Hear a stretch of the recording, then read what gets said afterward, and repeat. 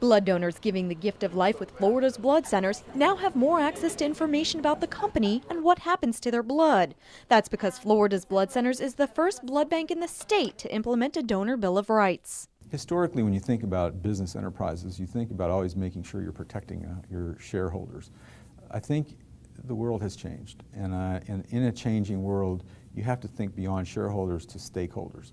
And the blood centers have a very broad and very supportive stakeholder group that running from vendors and donors, hospitals and volunteers and all of that. And we need to make sure that they understand how important they are to this enterprise and that we understand the value that they bring. And if we can do that, I think the reputation will follow. The Blood Donor Bill of Rights also states Florida's Blood Center's IRS 990 form and various governance documents will be posted online at floridasbloodcenters.org. This gives the public more access to the information. Typically don't have much problem with transparency.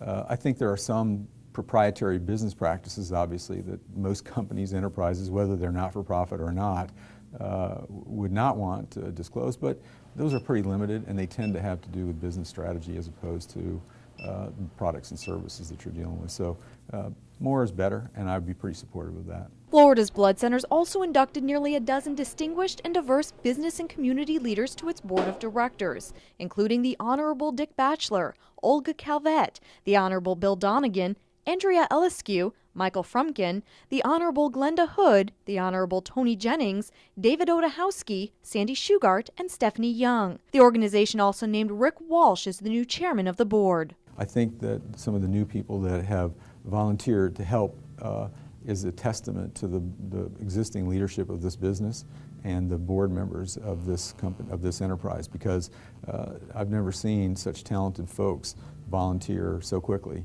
and understand how important it is. And so I think together we're going to be able to do a lot of great things. The board also formally adopted the governance reforms initially approved in November. These include prohibiting board members from doing business with Florida's blood centers, instituting term limits for members, and strengthening the code of ethics members must sign. We got to make sure that that reputation is earned back, and I think that this board is prepared to do it, and I know the leadership of this business is prepared to do that. Walsh says it's imperative that Florida's blood centers earn back the loyalty of longtime donors that have stopped giving in light of recent press coverage regarding business practices and executive salaries. This is just a very, very important part of this community, and our hospitals wouldn't run without it, our outpatient clinics wouldn't run without it, and so it's very important that we protect it to make sure we always have an adequate and safe supply of blood for this community.